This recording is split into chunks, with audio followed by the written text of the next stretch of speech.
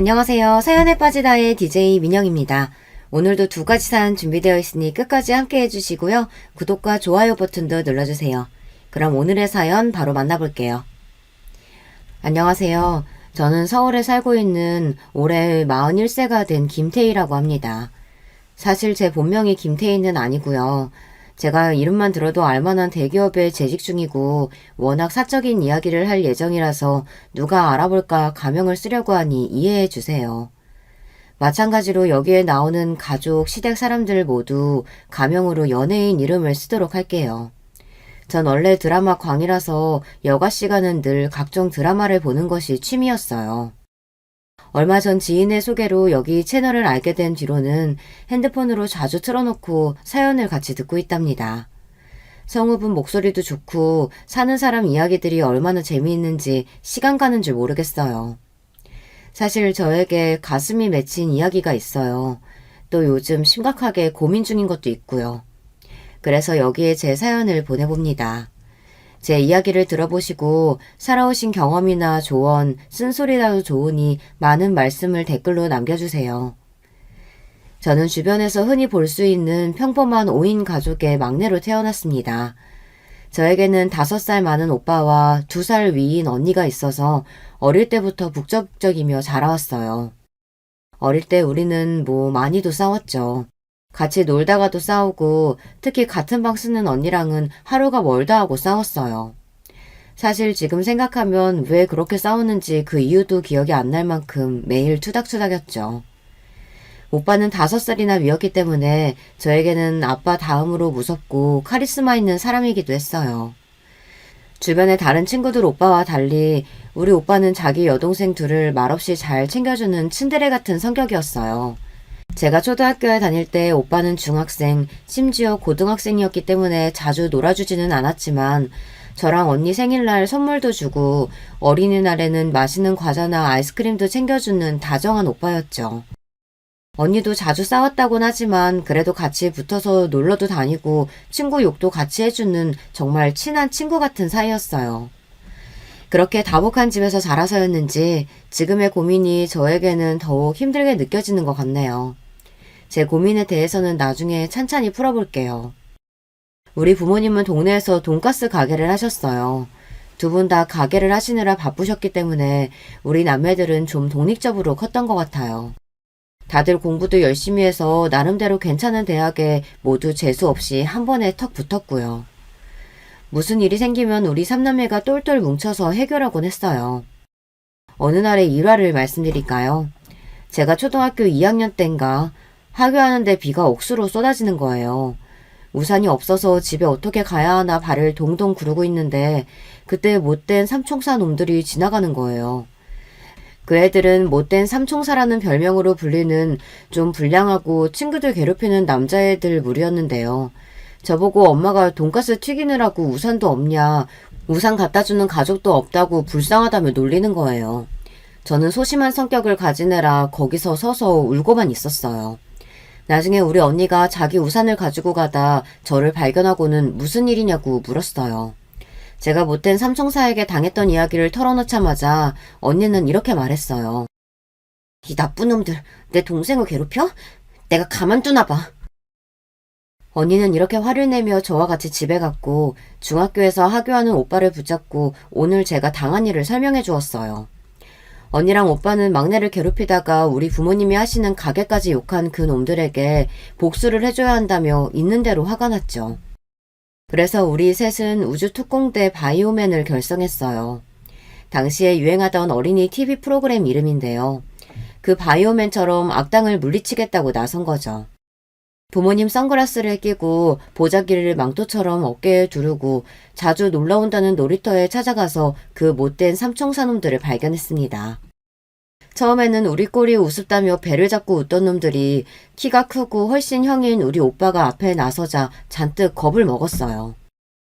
우리는 악당 물리치는 바이오맨인데 너희가 우리 막내 태희 괴롭혔다는 정보가 입수됐다. 그래서 너희를 처단하기 위해서 왔다. 라고 하며 그중 한 녀석의 머리를 꿀밤을 몇 방씩 매겼습니다. 우리 언니도 다른 한 아이의 귀를 잡아당기며 혼내주었고요. 소심했던 저도 언니 오빠의 화력에 용기가 솟아나서 남은 한 남자아이에게 하이킥을 날렸습니다. 그 이후로 어떻게 되었는지 아시겠죠? 그놈들은 저에게는 찍소리도 못하고 피해 다녔고 우리 바이오맨 남매 소식을 학교에 퍼뜨려서 저는 마치 영웅이 된 것 같았어요. 학교 친구들이 와서 못된 삼총사들 혼내줘서 잘했다고 막 칭찬하고 저를 우러러 보기도 하고요.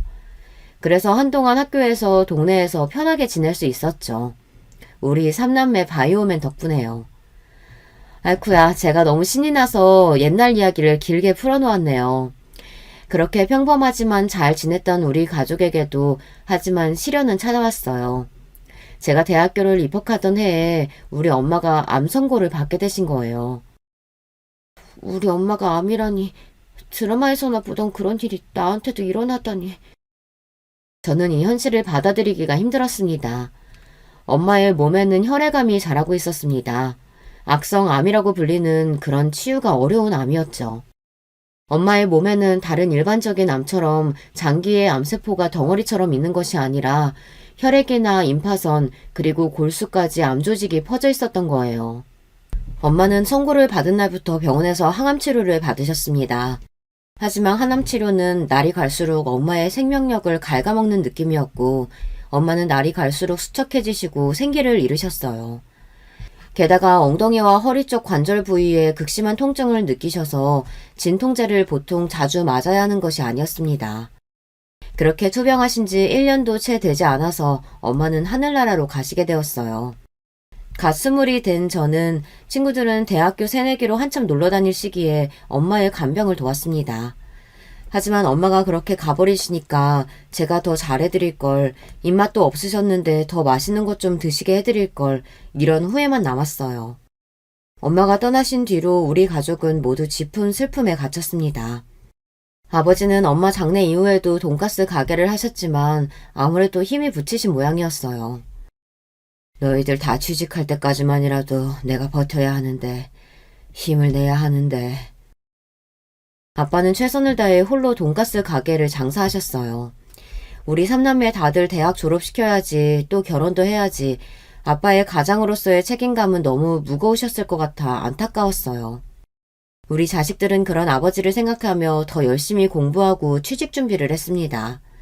당시 우리 오빠는 공기업 준비를 하고 있었는데요. 7급 공무원 시험 준비를 병행하여 정말 열심히 공부에 매진하더니만 당당히 세무 공무원으로 합격하였어요. 그리고 언니는 당시 졸업반이어서 이력서를 열심히 쓰고 취업 스터디도 하며 노력한 끝에 졸업하자마자 바로 회사에 취업을 했습니다. 저도 우리 오빠 언니에게 질 수 없었어요. 엄마의 장례식을 치른 것은 고작 대학교 2학년이었지만 철없이 놀거나 시간을 낭비할 틈 없이 고등학생 과외를 하며 용돈도 벌고 각종 자격증 준비와 학점 관리도 열심히 했습니다. 덕분에 전 대학교를 졸업하고 아주 유명한 대기업에 입사할 수 있게 되었어요. 아빠는 엄마도 없이 혼자 돈가스 가게 하며 너희를 키운 보람이 있다고 말씀하시면서 너무나 기뻐하셨어요. 우리 남매들은 이제 다 돈을 버니까 아빠는 가게를 그만하셨으면 했죠.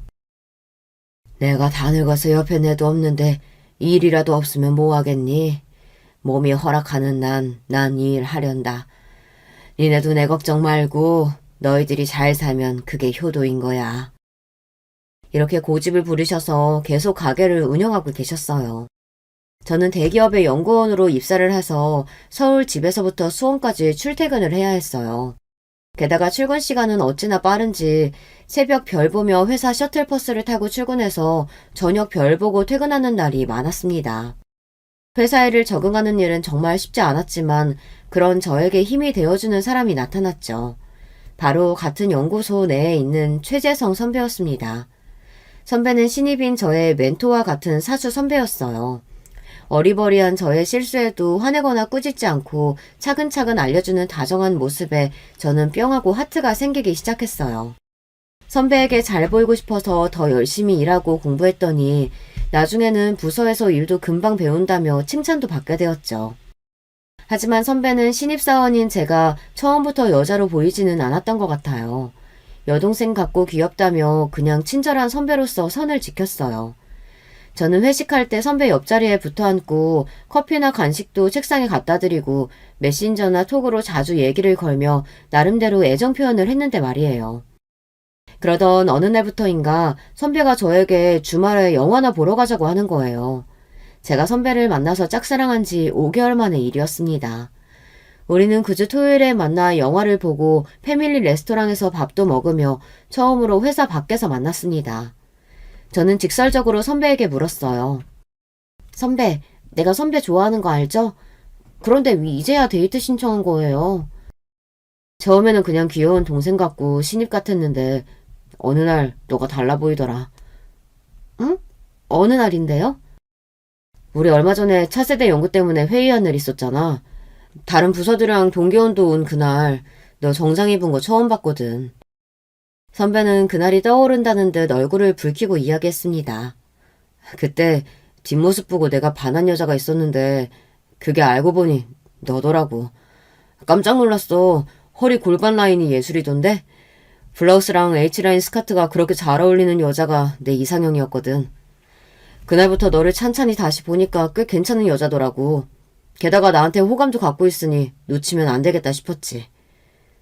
이 남자 정말 단순하고 웃기지 않나요? 그리고 그 남자는 결국 제 남편이 되었죠. 제 나이 28살, 남편은 31살의 나이에 우리는 결혼을 하고 알콩달콩 살게 되었어요. 우리 남편은 제가 반할 만큼 다정하고 심성이 착한 남자였어요.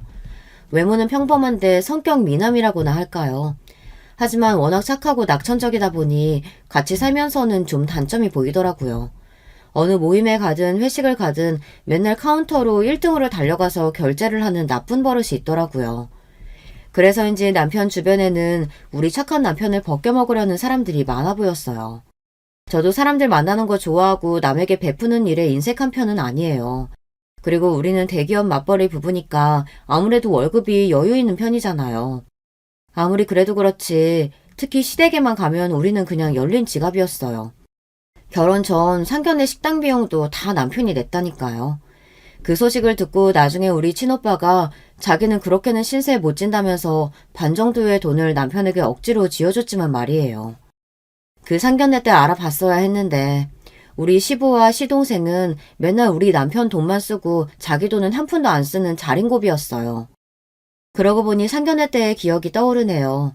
보통 상견례 자리에 가면 시모를 잘 살펴봐야 한다고 친구들에게 하도 얘기를 듣고 나간 터라 좀 긴장했어요. 처음 시부 시모를 보고 어려웠었는데 의외로 시모는 처음 만났을 때부터 인상이 너무 좋으시고 저를 푸근하게 대해주시는 거예요. 아, 우리 남편의 푸근함이 시모를 닮았구나 싶은 생각이 들 정도였어요. 엄마가 7년 전에 암으로 돌아가신 것이 마음 한구석에 남아있었는데 도리어 시모가 먼저 그 말씀을 꺼내시는 거예요. 아가, 재성이한테 얘기 많이 들었다. 대학교 때 친정엄마가 돌아가셨다고 들었는데 그동안 엄마 안 계셔서 고생이 참 많았겠구나. 그래도 이렇게 참하고 예쁘고 거기에 대기업 다닐 정도로 능력까지 있으니 얼마나 기특해. 사돈어른 따님 참 잘 키우셨어요. 제가 부족하지만 우리 집사람이 되면 딸처럼 잘 해주겠습니다. 걱정 마세요.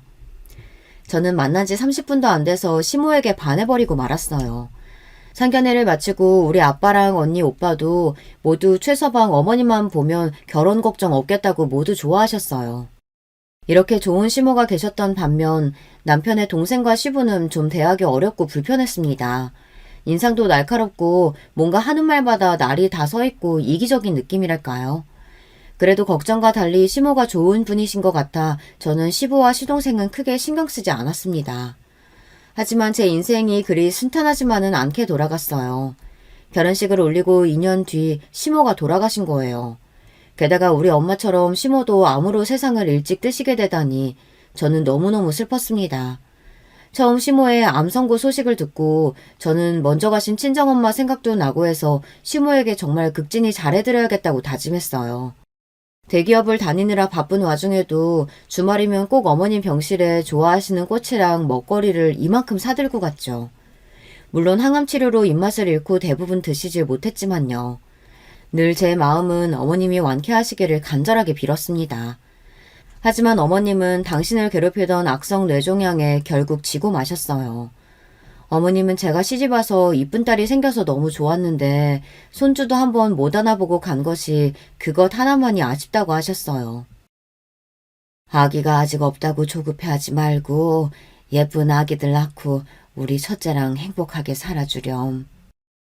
저에게는 이렇게 마지막 말씀을 남기시고 눈을 감으셨습니다. 사실 전 결혼해서 1년 동안 피임을 하고 있었어요. 그러다가 어머님의 암 소식을 듣고 나서 남편과 상의해서 아기를 갖기로 했죠. 그때 저랑 남편은 피임하지 않고 부부관계를 하면 금방 아기가 생길 줄 알았어요. 어머님이 잘못되시기 전에 우리 임신 소식이라도 듣게 되면 좋을 거라고 생각했는데 그것은 제 오산이었습니다. 우리의 임신은 그 이후로도 한참 오랫동안 저를 괴롭히게 될 줄 이때는 미처 몰랐거든요. 누군가 제 인생에 가장 큰 시련을 꼽으라고 한다면 단연코 나님이에요. 또 제 인생에서 걸림돌 같은 사람을 꼽으라고 한다면 시부, 시동생, 그리고 나중에 들어오게 된 동서까지 이 세 사람이 되겠네요. 먼저 지금도 저의 큰 고민이자 가슴에 한이 되어버린 나님 이야기를 해보려고 합니다. 시모의 암투병기부터 우리 부부는 임신을 시도했지만 왜인지 잘 되지를 않았어요. 자연스럽게 지내다 보면 저절로 생기겠지라고 생각할 수 없었던 이유는 주변의 이야기 때문이었습니다. 우리처럼 30대에 들어선 신혼부부들 중 30% 정도가 난임으로 고민하고 있다고 하더군요.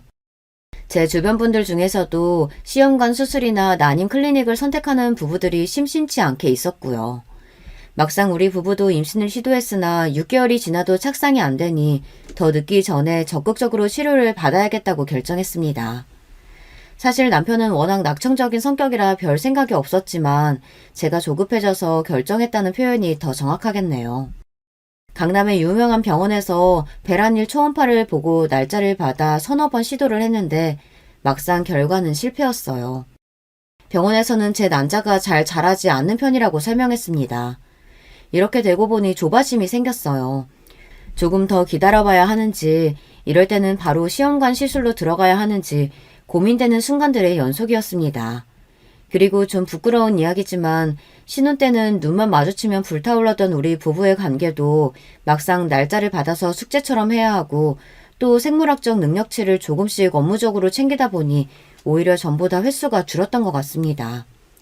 점점 그 부부관계에 대한 열정적인 마음도 식은 것 같아요. 여자인 저도 그렇지만 남자인 남편에게 더 그런 느낌이 들었습니다. 이러다가 부부관계를 하지 않는 무늬만 부부가 되는 건 아닐까 불안함도 생겼어요. 그리고 시모의 간병과 장례 등을 치르며 마음 아픈 시기였고 이 과정에서 시부와의 불미스러운 일들을 겪어야 했어요. 지금 생각해보니 그 시기가 임신하기에 좋은 환경은 아니었던 것 같네요. 그래서 우리 부부는 일단 난임 클리닉을 1년 넘게 다니다가 잠시 중단해야 했습니다. 시부는 저에게 일종의 바람 캐릭터 같은 분이었습니다. 왜 드라마에서 남들 괴롭히고 답답하게 만드는 고구마 100개 먹이는 그런 사람 있죠. 시집 온 그 뒤로부터 자기중심적인 성격과 이기적인 시부를 사실 전 마음속으로 멀리했어요. 하지만 마음으로 거리를 두더라도 며느리 할 도리하고 미운 마음을 표내지 않으려고 노력해서 표면적으로야 별 다른 문제가 없었습니다.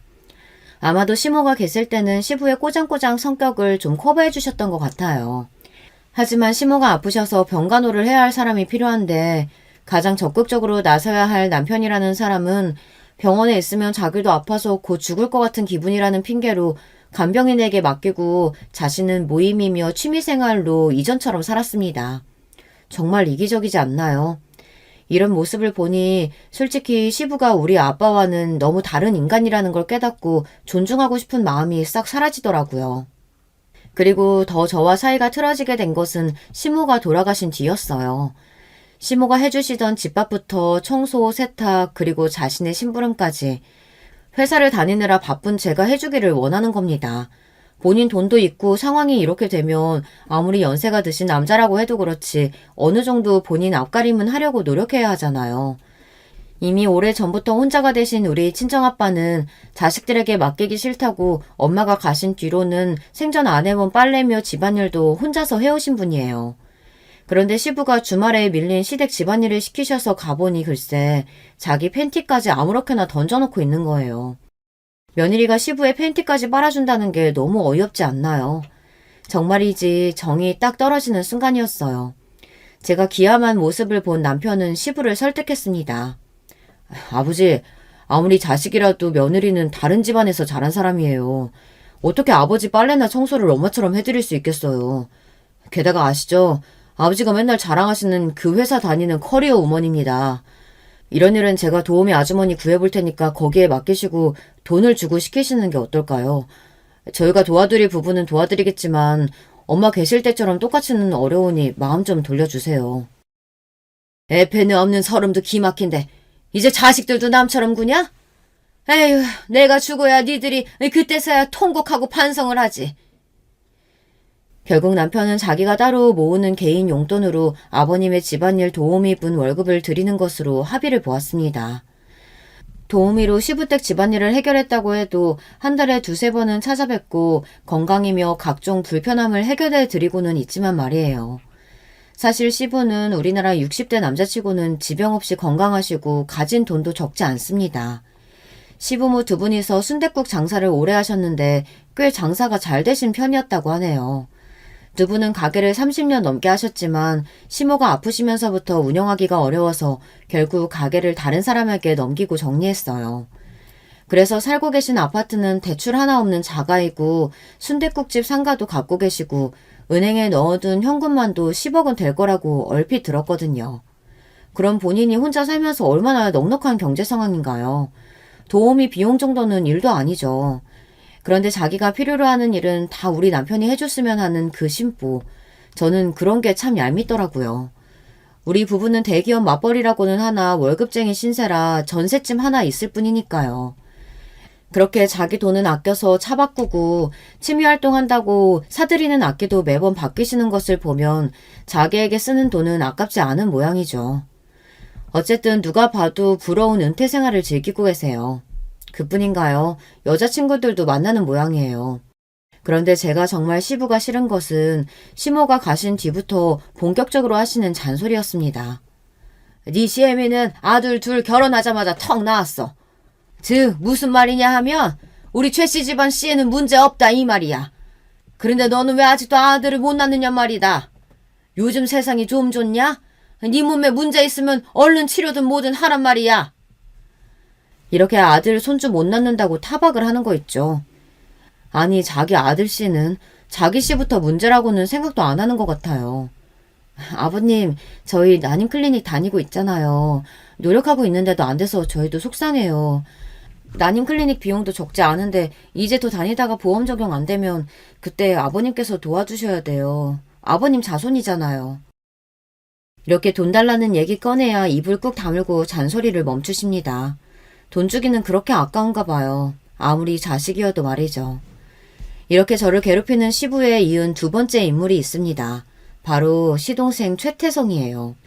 저보다 1살 어린 시동생인데 남편과는 성격이 영 딴판이에요. 어릴 때부터 하라는 공부는 안 하고 밖에서 사고치고 다니는 문제아였던 모양이에요. 군대에 다녀와서 헬스를 열심히 하더니 그쪽에 관심이 생겨서 부모님 도움으로 헬스장 하나를 차려 하고 있어요. 시동생도 시부처럼 자기한테 쓰는 돈은 안 아끼는데 남의 돈은 좋아하는 타입이었거든요. 헬스장 수입이 있는데도 이날까지 한 번도 밥이나 커피 사는 걸 못 봤어요. 가족 외식이나 부모님 챙기는 것은 다 우리가 알아서 하고요. 시동생은 정말 참여만 하는 거 있죠. 그런데 어찌나 말은 또 이쁘게 하시는지. 아니 부부가 대기업 다니면서 애게 겨우 부패야? 어버이날에는 부모님 모시고 5성급 호텔 정도는 가져야 하는 거 아닌가. 그러는 자기는 아들 아니냐고요.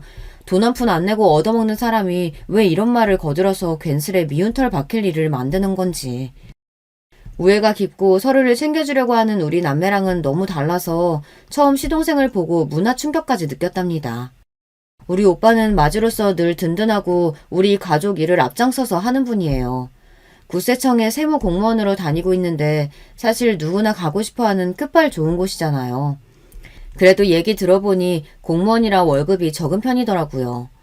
그렇지만 우리 오빠는 늘 우리 가족 모이는 날이면 맛있는 거 먹으러 가자고 먼저 얘기하고 동생들 돈은 내지도 못하게 하는 사람이었어요. 그러면 우리 언니와 저는 가만히 있지 않아요. 백화점 상품권이나 한우 같은 값비싼 선물을 사서 올케 언니에게 드리고 오죠. 그리고 제가 자식은 아직 없지만 조카는 셋이나 있거든요. 오빠의 아들 한 명과 언니의 딸 둘을 가진 조카 부자예요. 저는 대기업 다니는 고모답게 부모로서 해주기 좀 망설여지는 그런 좋고 비싼 메이커 선물을 조카들에게 자주 해주었어요. 이렇게 남매들끼리 서로 말하지 않아도 베푸는 성격이니 얼굴 붉힐 일도 없고 또 서로 티내지 않고 챙기는 그런 가족 문화를 갖고 있답니다.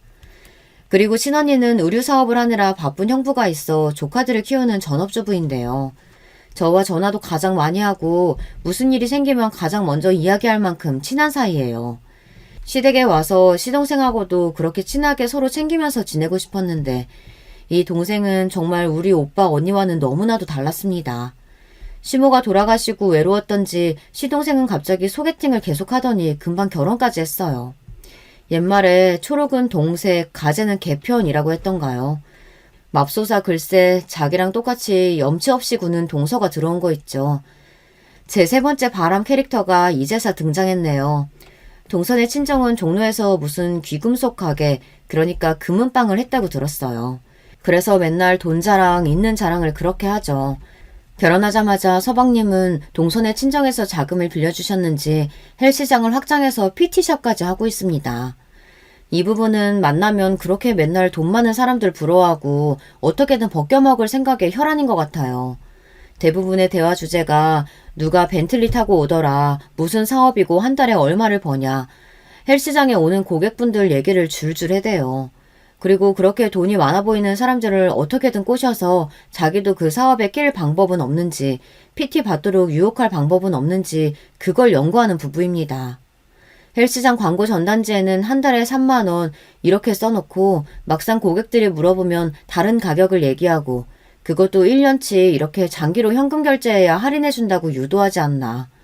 카드나 현금 영수증 요구하면 부가세라는 명목으로 더 받고 이렇게 현금으로 수입의 대부분을 채워 무조건 현금 금고에 넣고 다닌다고 합니다. 그리고 당연히 세무 수입 신고는 엉망이고요. 그렇게 법을 어겨놓고 결제 전 녹음하고 세무과에 신고한 어떤 고객을 둘이서 엄청 욕하기 시작하는 거예요. 거지 같은 새끼 어쩌고 하면서요. 뭐 묻은 개가 뭐 묻은 개 욕한다더니 정말 거지같이 구는 것은 서방님네 부부 같아요. 급기야 좀만 더 열심히 수익 금액 누락하면 기초수급자 수준 돼서 나라 돈을 타먹을 수 있겠다고 동서랑 웃고 좋아하는 모습을 보니 혐오감까지 들었어요. 그 정도면 남부럽지 않게 있는 사람들이 왜 저러고 살까요? 가전제품 바꿀 때마다 형한테 전화해서 직원가로 사달라고 하고 결국 나중에는 그 돈도 어영부영 안 주고 넘어가는 거죠. 자기들이 신고 다니는 골프웨어나 명품 신발만 하나 안 사도 그렇게 거지같이는 안 살 텐데 참 안타까워요. 이 서방님네 부부는 그런 점에서 참 꿍짝이 맞는 것 같아요. 제가 동서가 싫은 이유는 청성적으로 질투가 많아서 저에게 가시돋친 말을 자주 하고 시부와의 사이에서 이간질을 해서 더욱 시부와 사이가 나빠지게 만든다는 점이에요. 거기에 제가 임신 부분에 대해 민감한 것을 알고 악용하는 질이 나쁜 사람입니다. 사람 약점을 가지고 노는 것은 정말 악독한 짓이잖아요. 제가 학벌이 좀 좋은 편이고 대기업을 다니니까 회사를 다녀본 적 없는 전업주부인 동서는 그게 안 입고 온 모양이에요. 여자가 너무 배워도 매력 떨어지는데 요즘 바람나는 남자들 와이프들 보면 은근 고학력자의 전문직 여자들이더라고요.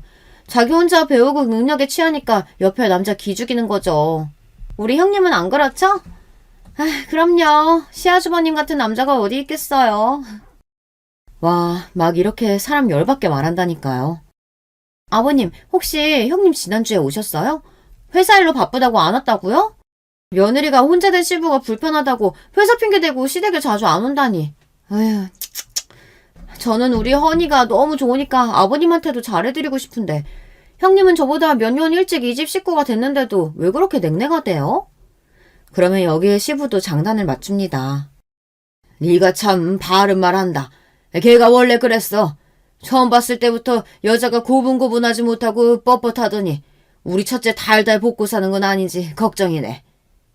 아니 그래서 걔네가 아직도 애기가 안 생기는 거 아닌가? 지난번 제가 들었던 동서와 시부의 대화가 이러했습니다. 정말 수준 이하의 사람들끼리 모여서 저를 까는 재미가 좋은가 봐요. 화가 나는 걸 넘어서 정말 너무 사람들이 저속해 보여서 도무지 정이 안 붙고 대하기가 힘드네요. 거기에 동서는 제가 아기를 가지 못한 것이 유일한 약점이라고 생각하고 툭하면 애 없는 서름을 안겨줍니다. 형님, 저랑 우리 허니는 정말 툭하니까 짠하고 애기가 생기던데. 돈 좀 더 벌면 둘째 갖고 싶어요. 그 전에 생겨버릴까봐 걱정이라니까요. 그래도 형님하고 시아주버님은 그런 걱정은 없으셔서 편하겠다. 어쩌면 사람이 이렇게 못되게 말할 수 있을까요? 동서랑 말을 섞고 나면 전 늘 화병이 올라오는 것 같은 기분을 느끼게 됩니다. 그러다가 정말 이 여자를 용서할 수 없게 되는 사건을 맞닥뜨리게 되었어요. 그날은 시모의 제삿날이었어요. 제사를 드리고 시부는 약속이 있다며 잠깐 나가셨고 남편과 동서와 과일을 먹으면서 이야기를 하고 있었죠. 나 회사에 김철김이 용하다고 소개해줘서 유명한 역술가한테 전 봤었었다. 요즘은 또 전화로도 된다고 해서 회사에서 몇 사람하고 같이 봤어. 근데 신기하게 내 사주만 보고 딱 이러는 거야. 타고나기는 똑똑한데 아쉽게도 자식이 귀하다. 그래도 부자 된다. 생각해보니까 나 대학생 때 친구들하고 타로점 볼 때도 다들 자식이 귀하다, 자식 갖기 어렵다 이런 말 했던 기억이 나더라고. 그때는 미혼 때라 대수롭지 않게 여겼었는데 우리 친정엄마도 애 셋을 쉽게 낳으셔서 별 생각 없으셨고 진짜 이런 점이 맞추기도 하나보다 신기했어. 난 오히려 당신처럼 이성적인 사람이 그런 생각하는 게 새롭고 귀여운데 그냥 점쟁이들이 찍은 게 우연히 딱딱 맞은 거 아닐까? 근데 우리 친가 쪽 어른들 중에 두 분도 애 못 낳고 지금 50 넘으셨어. 어느 집안이나 그런 케이스가 있는 거 아닐까? 이런 말 하면 싫으실지 모르시겠지만 우리 친정엄마가 그러셨어요. 남녀가 만났을 때 아이가 안 생기는 건 피가 안 맞는 거라고. 즉 아이가 안 생기는 건 잘못된 만남이라는 뜻이라고요. 동서, 말이 좀 듣기 그렇다. 지금 21세기야. 대학 교육까지 받은 동서가 그런 말 되는 얘기를 우리한테 전한다는 게 좀 웃긴 거 아니야? 형님, 좀 배웠다고 유세하세요, 지금? 우리 친정엄마 무시하는 거예요? 무시가 아니라 말도 안 되는 그런 말을 옮겨오는 속셈이 뭐냐는 거지. 밭이 안 좋으니까 애를 못 낳는 거지. 괜히 찔리니까 뭐 대학 교육이니 어쩌니 하면서 우리 엄마 무시하는 것 봐. 뭐? 동서, 지금 말 다 했어? 아니, 남았는데? 옛날 같으면 여자가 애 못 낳으면 다른 건 다 잘해도 소박감이었어. 맨날 잘난 척하면서 정작 애도 못 낳고 이제 늙은 자국만 남았네? 동서의 비웃음에 저는 억장이 무너졌습니다. 순간 그 비웃는 얼굴을 어디라도 한 대 치고 싶었는데 그때 남편이 우리 둘의 싸움을 말렸어요. 저는 분을 이기지 못하고 나와서 밤거리를 돌아다녔습니다. 동서가 하는 말 하나하나가 그대로 칼날이 되어 제 가슴에 찔렸어요. 우리가 아이가 없는 건 모두 저 때문인가요? 전 여자로서 정말 생식 기능이 없는 걸까요? 10년 동안 돈도 쓰고 노력을 해왔는데 이렇게 아이가 안 생기는 걸 나보고 어떡하라고. 임신을 못한다는 이유 하나로 저런 이상한 여자에게 이런 말까지 들어야 하나요? 전 너무 억울하고 자존심이 너무 상했어요. 난임 클리닉을 다니다가 남편과 잠깐 그만두고 나서 동서가 결혼해서 바로 딸을 낳는 것을 보고 전 더 마음이 급해진 나머지 바로 시험관 시술을 시작했어요. 보통 난임병원에서 몇 년 더 시도하다가 시험관으로 간다고 하지만 저는 바로 간 케이스죠. 제 나이가 35살도 안 되었으니 조금 빠른 감이 있지만 나쁠 것도 없다고 하더군요. 왜냐하면 시험관 시술 전 검사 결과 제 생식기관 중 하나가 선천적 구조 이상이 있을 수 있다고 했어요. 인공수정도 안 되고 시험관으로만 해야 하는 케이스라고. 그래서 7년 넘게 시험관 시술을 했지만 아무 소용이 없었습니다. 이럴 줄 알았다면 결혼한 직후 난자 냉동을 했어야 하나 이런 후회도 되었어요. 이제는 마흔을 바라보는 나이가 되었으니 말이에요. 전 친언니에게 한참을 울며 전화로 오늘 일을 이야기했어요. 그 전에도 동서의 흉을 본 적이 있어 사정을 잘 알고 있던 언니도 오늘 일은 정말 너무하다며 엄청 화를 냈어요. 전 이날 한참을 밤거리를 돌아다니고 마음의 상처까지 결국 지독한 독감으로 알아눕게 되었어요. 회사에 병가를 내고 병원에서 링게를 맞으며 입원해 있는데 우리 오빠랑 언니가 어떻게 알고 병원에 찾아왔어요. 아니, 오빠 언니 여기를 어떻게 알고. 둘째한테 얘기 들었어. 너 동서라는 여자한테 그딴 소리 들으면서 지금까지 살았다는 거 그게 말이 돼? 우리 아버지가 알면 뒤로 넘어가실 거야. 네가 얼마나 똑똑하고 인정받는 딸이었는데. 그 말에 저도 모르게 울컥했어요. 오빠 미안해요. 내 탓이지 뭐.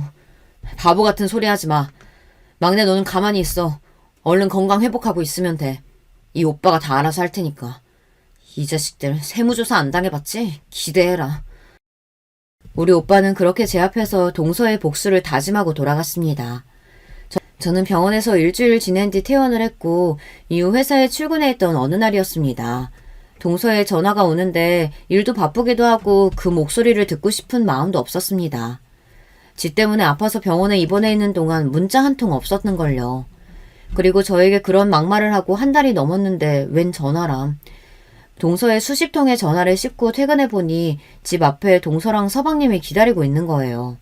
동서는 저를 보자마자 미친 듯이 달려들더니 사정하기 시작하는 겁니다. 형님, 내가 다 잘못했어요. 네? 제발 한 번만 살려주세요. 그리고 동서의 입으로 직접 친정오빠가 언니와 합심해서 복수한 이야기를 듣게 되었어요. 예전에 서방님이 장인어른 사업장에 쓸 공기청정기를 남편 회사에서 직원가로 구매해달라고 부탁한 적이 있었습니다. 그때 받았던 동선의 친정회사 이름과 주소를 남편을 통해 알아내고 그 회사에 대한 세무조사를 착수하기 시작했다고 합니다.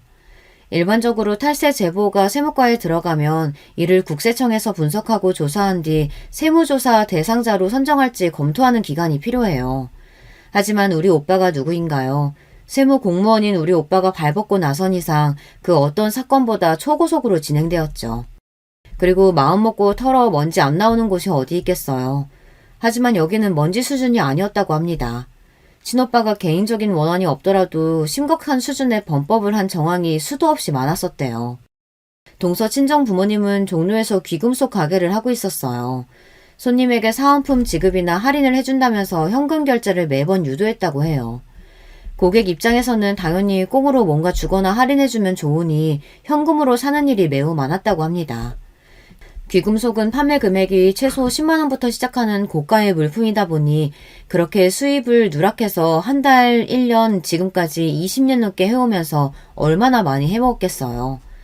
이뿐 아니라 사업하면서 가공 매입비 등의 경비 비용 처리를 회계적으로 편법을 써왔고 지금까지 이렇게 수입을 제대로 신고하지 않은 금액이 엄청났다고 하네요. 나중에 친정오빠 말로는 60억은 될 것 같다고요. 그래서 세금으로 냈어야 하는 부가세, 법인세 등을 내야 하고 여기에 거짓 세금 계산서 수취 가산세, 부정 과소 신고 가산세 및 과소 납부 가산세 등의 제목이 추가되어서 아마 10억은 넘게 세금을 내야 한다고 국세청에서 고지를 했다고 합니다. 그래서 이 돈을 마련하기 위해 가지고 있는 재산을 급히 처분하고 있지만 내야 할 추징 금액이 워낙 커서 매우 힘들다며 동서는 제게 토로했습니다. 거기다가 동선의 친정부모님은 이렇게 세금만 탈세한 분이 아니었더군요. 글쎄 여러 피해인들이 모여 사기 및 타인 명의 위반 등으로 고소를 당한 상태였습니다. 동선에는 인터넷 쇼핑몰을 열어서 거기에서 귀금속을 판매도 하는 개인 사업자였습니다. 초창기에는 인터넷 쇼핑몰을 동선의 친정 부모님 명의로 하다가 나중에는 아는 지인에게 1억을 줄 테니 명의를 빌려달라고 꼬셨다고 합니다. 이렇게 여러 명의 명의를 도용하면 자신들의 사업 소득을 다른 사람의 명의로 둔갑해서 세금을 회피하기 위해서인 거죠. 그뿐 아니라 그 명의로 거액의 사업자 대출을 받아 그 돈도 제대로 갚지 않았다고 합니다. 동서 친정아빠가 알고 있는 세무사나 변호사들에게 돈으로 로비를 해 이런 불법적인 방법들을 생각해냈다고 하니 얼마나 나쁜 사람들인지 당해도 싸다 싶어요. 그런 부모 아래서 보고 배운 게 뭐겠어요. 동서가 그렇게 남의 돈 빼내기 좋아하고 질투심 많았던 이유가 유전이라는 생각이 들어요. 피해자들은 졸지에 신용불량자가 되고 자신들이 사용하지도 않았던 대출금 상환 독처까지 받고 나니 일이 너무 커져서 함께 모여서 동선의 친정아빠를 고소할 수밖에 없게 된 거죠. 지금 국세청에서 추징당한 돈에 민사소송 손해배상으로 잡힌 소송 금액만도 다 합치면 50억은 될 거라고 하네요. 형님, 우리 친정이 갖고 있는 재산 탈탈 털어도 그렇게 큰 돈 낼 수가 없어요. 지금 부모님이 살고 있는 집이며 모든 재산에도 가압류가 잡혀있어서 정말 피가 마른다고요. 제발 친정오빠한테 이제 그만 막아달라고 말씀 좀 해주세요. 제가 앞으로 형님이 하라는 거 뭐든지 다 할게요. 시부도 제가 모실게요. 네? 그러니까 이번 한 번만 살려주세요. 정말 우리 집 다 망할 것 같아요. 동서는 얼마나 절박한지 제 다리까지 잡으며 사정을 했습니다. 맞아요, 형수. 당장 그만둬요. 같은 가족끼리 이러는 건 너무하지 않아요? 서방님이랑 동서는 같은 가족인데 왜 저한테 비수꼬는 말을 해온 거죠? 아, 서방님네가 하는 헬스 PT샵도 문제가 많다죠. 피트 선생님들 경력 위주에서 홍보해놓고 최저 시급에 가깝게 돈 주고 그마저도 급여 떼어먹어서 노동청 신고가 엄청나다면서요. 그리고 동선에 못지않게 고객들한테 현금 거래로 꼬셔서 탈세한 금액이 과연 얼마나 될까요? 동서 말만 듣고 일 막으면 서방님네 가게도 무사하지 못할 거예요. 따끔하게 한마디 하니 서방님은 얼굴이 사색이 돼서는 그대로 내빼버렸습니다. 아니, 이제 우리 헬스장까지 건들겠다는 거예요? 남의 눈에 눈물 나게 했으면 자신들은 피눈물 날 수 있다는 걸 알아야지. 동선의 부모님 사정은 너무 딱하지만 없는 일로 그렇게 당하는 것도 아니잖아. 따지고 보면 사업하면서 동선의 친정이 온갖 범죄 다 저지른 대가를 치르는 거야. 나랑 우리 친정 욕보여서 복수당한다고만 생각하지 말고 동선애가 정직하게 사업하지 않은 벌이라고 생각하는 건 어때? 뭐? 그래서 우리 집 망하는 꼴 기어이 보겠다는 거야? 아주 독한 년이네. 우리도 비싸고 능력 있는 변호사 써서 그 피해자들이라는 것들 고소할 거야. 지들이 돈 1억씩 받아놓고선 어디서 피해자 행세야. 그리고 지 동생 때문에 복수한 당신 오빠랑 국세청도 고소할 거야. 나랑 우리 아빠가 가만히 당하고 있을 줄 알아? 방금 전까지 순한 양이 되어 제게 뭐든 다 하겠다던 동서는 순간 하이에나같이 돌변했습니다. 저 모습이 동서의 진짜 모습이죠. 울고 빌던 모습은 가짜로 연기한 것이지 진짜 반성한 것은 아니었던 거예요. 저에게 여러 독서를 내뱉고 동서는 가버렸습니다. 제 복수 때문에 무슨 일을 당한 것은 아닌지 걱정된 나머지 친정오빠에게 전화를 걸었습니다. 하지만 우리 오빠는 모든 탈세자들은 저렇게 버티고 욕하며 오히려 자기들이 죄 없다고 더 나대는 법이라며 걱정 말고 기다리면 그들이 어떻게 끝나는지 보여주겠다고 저를 안심시켜 주었습니다. 부당한 탈세에 해당돼서 추징당하는 세금만 문제가 아니라고 합니다. 그들은 조세범 처벌법에 따라 탈세액의 2배에 해당되는 벌금이나 아니면 3년 이하의 징역으로 형사처벌을 받게 될 거라고 했습니다. 나중에 동선의 친정회사는 징역을 면하기 위해서 변호사를 고용하고 자신들이 당한 세무 처분에 대한 행정소송을 국세청에 했습니다. 하지만 소송 끝에 이들은 결국 패소하고 징역 1년의 실형을 선고되었습니다. 결국 동선의 친정은 갖은 나쁜 수를 써서 모은 전 재산을 날리고 신용불량자의 전과자까지 되는 결과를 초래하게 되었어요. 이건 모두 바로 그 동서의 세치혀 때문입니다. 그녀의 질투심으로 자기 친정이 초박살나게 되었으니 이를 어찌할까요? 저도 오빠가 처음 동선의 세무조사를 응징한다고 했을 때 이런 결과까지 나올 줄은 몰랐습니다. 어린 시절 바이오맨의 리더였던 우리 오빠는 일단 마음먹으면 정말 무섭게 끝을 보는 사람이었다는 걸 제가 미처 생각하지 못했었나 봅니다. 이런 일들을 겪으면서 결국 동서와 서방님은 갈라서게 되었어요. 그리고 동서는 아직도 저에게 문자를 하곤 해요. 육두 문자를 섞어서 우리에게 복수하겠다고요. 자기의 잘못도 자기 친정의 잘못에 대해 아직도 반성하지 않고 있는 것 같네요. 그래도 생각해보면 딱한 처지가 되었으니 그런 연락을 답하지 않고 무시하는 것이 제가 할 수 있는 최선의 도리라고 생각합니다. 통쾌한 것은 동선의 뿐이 아니었습니다. 이번 일을 보고 들은 시부는 그날부터 저에게 함부로 대하지 않으십니다. 만만하게 보던 며느리가 대차게 복수하는 걸 보니 조심해야겠다고 생각하신 모양이죠. 서방님은 동서와 이혼한 뒤 혼자 헬스장 가게를 하며 지내고 있어요. 제가 협박한 게 있으니 그 뒤로 직원들 월급을 떼먹거나 탈세하지는 못하겠죠. 저와 마주치더라도 지레 겁을 먹고 별말 없이 싹 자리를 피합니다. 시댁의 바람 캐릭터들이 사라졌으니 이젠 시댁에 가도 마음이 편안하네요. 이게 다 든든한 저의 친정 덕분입니다. 큰 재산이 있거나 빽이 있어서가 아니라 누군가 억울한 일을 당하면 배로 갚아주는 우리 세 남매의 우애 덕분이죠. 이렇게 제 인생에서 저를 괴롭히던 사람들을 걷어낼 수 있었습니다. 하지만 전 아직 아이가 없습니다. 그리고 이 사실은 치유가 되지 못한 채 아직도 제 가슴에 한으로 남아있어요. 세상에 내 핏줄은 꼭 남기고 싶은데 우리 남편도 괜찮다고는 하지만 속으로 왜 안 아쉽고 서운하지 않겠어요.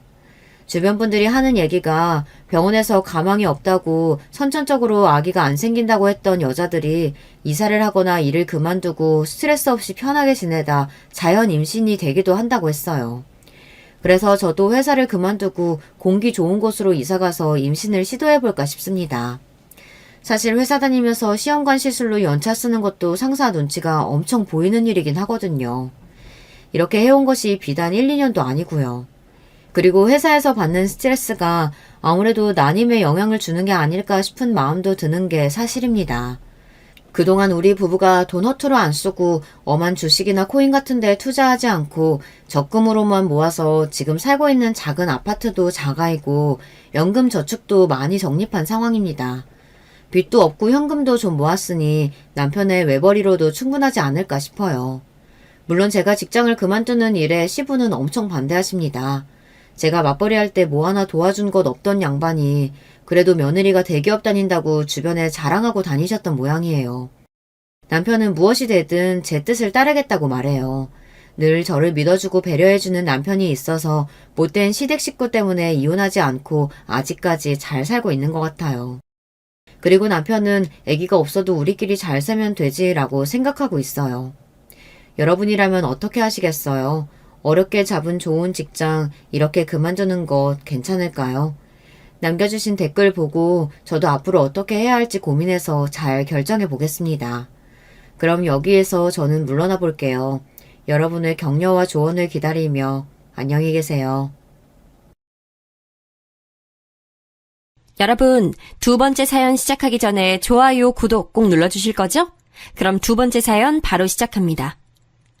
안녕하세요. 제 일상에 담소 나누는 친구처럼 여기고 있는 사연에 빠지다에 제 얘기를 오늘은 보내보게 돼서 제 나름 지금 아주 뜻깊은 순간입니다. 저는 나이 지긋하게 먹어서 손자, 손녀까지 본 할머니예요. 저는 꼬박 30 나이를 채워서 결혼한 여자이기도 했어요. 그리고 제가 결혼했을 적만 해도 제 친정언니가 저에게 이런 소리를 했던 시절이었죠.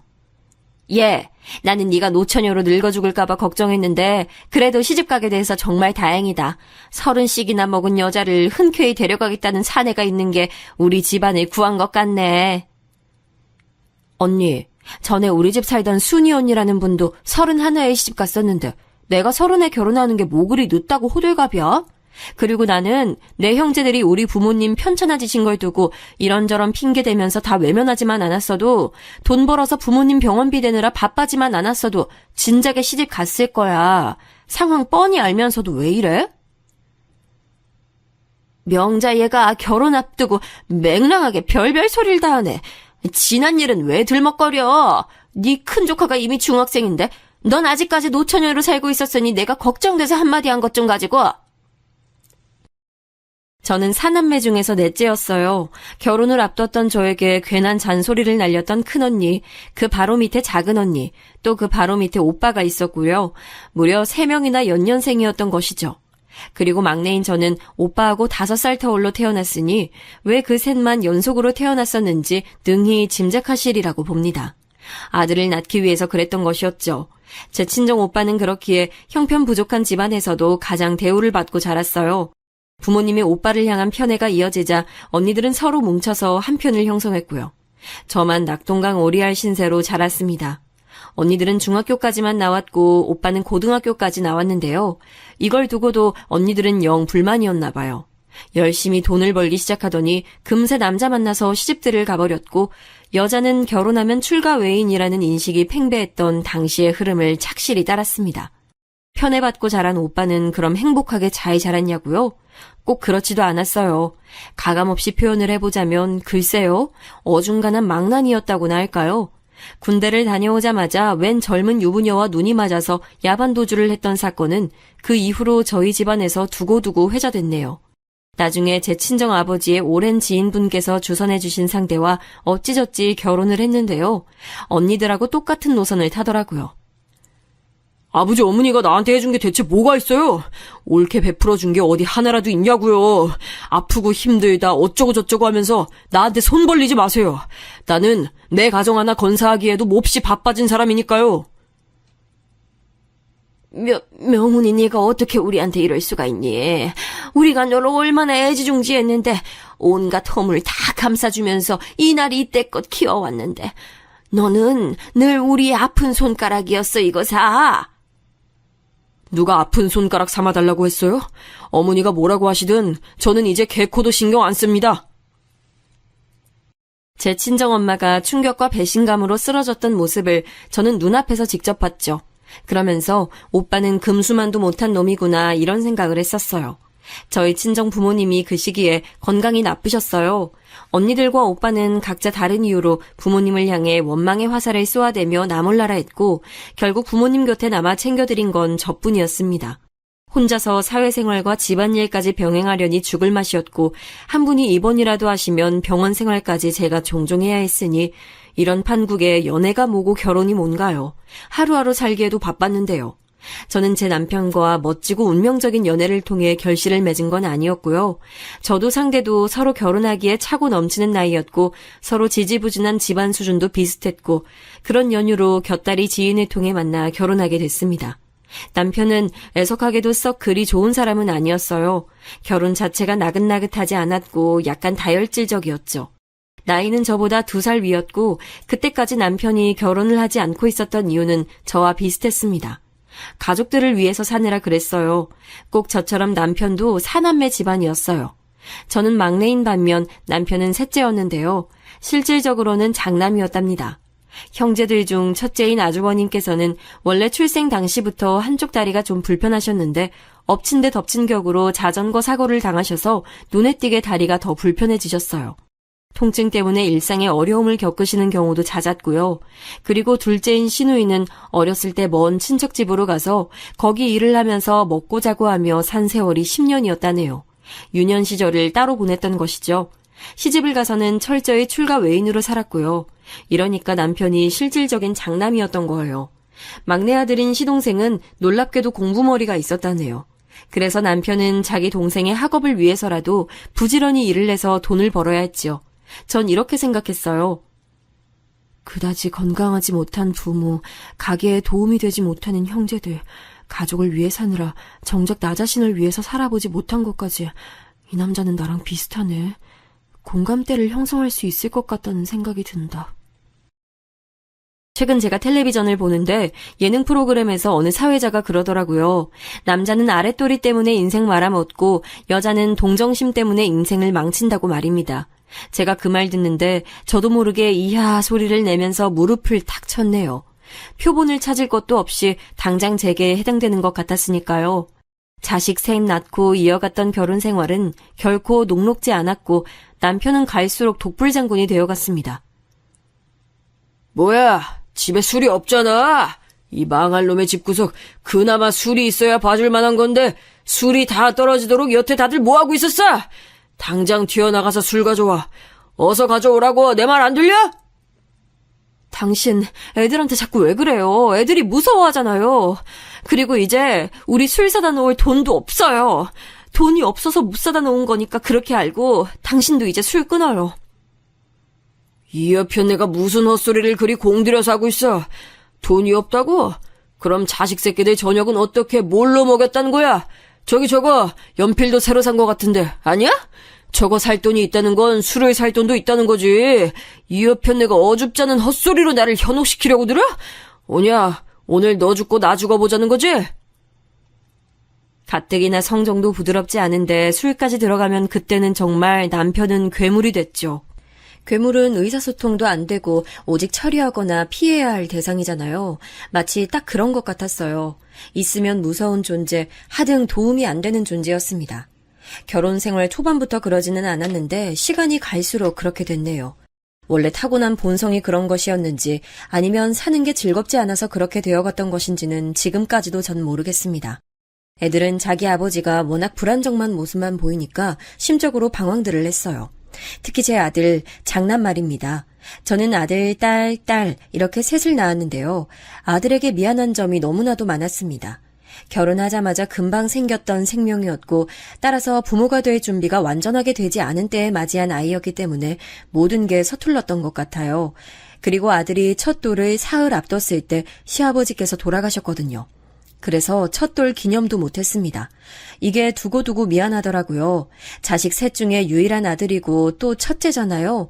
그래서 남편은 자식들 중에 아들을 가장 챙겼었는데 이게 꼭 좋은 것만은 아니었습니다. 태서가, 우리 아들! 남자는 말이야, 책임감과 사명감이 있어야 되는 거야, 알아들어? 공부가 안 되면 일을 해야 되고, 일이 안 되면 어디 가서 사비라도 쥐어야 그게 남자야. 네가 우리 집안 장남이니까 넌 반드시 네 엄마랑 네 동생들 다 먹여 살릴 수 있는 능력을 갖춰야 해. 그거 안 되면 남자도 아니고 장남도 아니야. 그럼 넌 인정 못 받는 거야, 알았지? 네, 아버지. 제가 잘할 수 있는 거 찾아서 반드시 성공하고 돈도 많이 벌고 가족들 먹여 살릴게요. 그래, 바로 그거야. 그게 바로 남자야. 그리고 또 하나, 남자는 원래 여자보다 우세하기 때문에 항상 우쭐거리고 살아도 돼. 아니, 그래야 마땅해. 네 동생들은 너에게 늘 깍듯해야 한단다. 그러기 위해선 네가 위엄이 있어야겠지. 자, 앞으로 행동 멋있게 똑바로, 알았지? 지금 생각해보면 남편 입에서 늘 나왔던 그놈의 알아들었냐는 확인이 아들에게 얼마나 큰 부담으로 작용했을지 입맛이 씁쓸해집니다. 제가 지금까지 인생 살면서 느낀 사실 중 하나가 사람은 저마다 각기 타고나는 본질이 있다는 거예요. 이건 환경이나 습관으로 바꿀 수 없는 태어날 때부터 새겨져 있는 것이더군요. 제 아들은 타고나기를 남편이 종용해댔던 남자의 도리에 그 본질이 걸맞지 않았어요. 하지만 남편은 자기가 그렇게 살아왔다는 이유 하나만으로 장남에게 자신의 그릇을 물려주고자 했죠. 자기 성에 차지 않으면 아들을 혼냈고 벌레 보듯 쳐다봤으며 걸핏하면 나약한 자식이라고 다 들리게 혼잣말을 해대서 아들을 주눅들게 만들었죠. 그래서 아들은 저에게 제가 지켜주지 못하고 미리 알아봐주지 못해서 이루 말할 수 없이 미안한 아픈 손가락이 되어갔습니다. 제 친정 오빠를 두고 아픈 손가락이라고 했을 때 부모님을 정말 이해하기 어려웠는데 제가 부모가 되어 보니 어느 정도 이해가 되더군요. 남편의 기에 억눌려서 살았던 아들은 조용하다 못해 고요한 학창시절을 보냈다가 갑자기 성인이 되고 나서부터는 자기 아버지에게 대들기 시작했어요. 왜 저에게 늘 나약하다고 하세요? 그러는 아버지는 얼마나 잘나셨길래 저에게 항상 기대에 못 미치는 실망스러운 자식이라는 식으로 말씀하시냐고요. 저를 보시는 눈빛부터가 아버지는 저를 사랑하는 자식으로 보고 계시지가 않아요.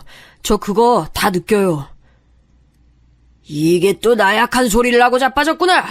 네가 마음에 들게 하는 구석이 있어야 내가 널 사랑하는 자식으로 보든지 말든지 할 텐데 사내 놈이라는 것이 냉철하지가 못하고 근성도 뒤떨어져서 너는 영 아니야.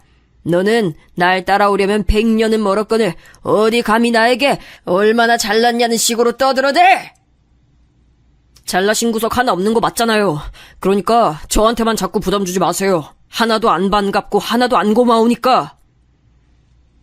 어느 날은 아예 작정하고 자기 아버지와 설전을 벌이는 아들의 모습에 놀란 제 가슴이 두방망이질 쳤었죠. 그 후로 남편과 아들이 사이가 완전히 틀어졌어요. 제가 워낙 못난 부모라서 딸들에게도 미안한 점이 참 많았습니다. 온통 종잡을 수 없게 제멋대로인 부친과 이러나 저러나 결국은 못난 남편 끼고 사는 답답한 모친과 장남이랍시고 부모의 관심을 크게 받지만 정작 보이는 능력은 없는 오라비까지 딸들 입장에서는 얼마나 분통 터지는 세월이었을까요? 지금에서야 이런 점들을 찬찬히 뜯어보지만 당시엔 이런 시각을 가지지 못했던 것 같아요. 그래서 딸들에게 막연히 미안한 마음이 들면서도 한편으로는 딸들이 엄마 이해해줘야지 안 그러면 누가 이해해주나 라는 식으로 딸들에게 푸념도 많이 했고 화풀이도 종종 했던 것 같네요. 이런 딸들이 고맙게도 다 잘 자라줬어요. 각자 결혼도 잘했고요. 큰딸은 저희 맞사위가 경기도 사람이긴 한데 그 사촌들이 대구에 몇 명 살고 있었어요. 그래서인지 그쪽에 직장을 잡아서 일을 한 적도 있었는데 나중에 창업을 거기서 했습니다. 식당을 연 것이었죠. 저는 지방일의 문외한이라 잘 몰랐는데 대구 지역이 그렇게나 맛있는 곳이 많고 먹는 쪽으로는 기발하다고 하더군요. 그런 걸 잘 노렸나 봐요. 사위가 절치부심하여서 특수부위 고깃집을 차렸는데요. 처음엔 듣고서 걱정부터 앞섰죠. 일반 갈비집, 삼겹살집이 아니라 특수부위만을 판매한다고? 좋아하는 사람들이야 있겠지만 그게 널리 인기가 있을진 모르겠네. 꼭 그렇게 특이한 걸 해야 한다는 건지. 엄마, 너무 걱정 마세요. 오히려 일반적으로 널린 가게들보다 경쟁력이 있을지도 모르니까 잘 될지 어떨지는 우선 최선을 다해 장사부터 해보고 걱정해도 늦지 않아요. 큰딸이 비록 남편하고 워낙 대면대면했고 아들하고는 사이가 좋지 않았으나 저 하나만은 어떻게든 챙기고 신경 쓰고자 하는 노력을 많이 보였어요.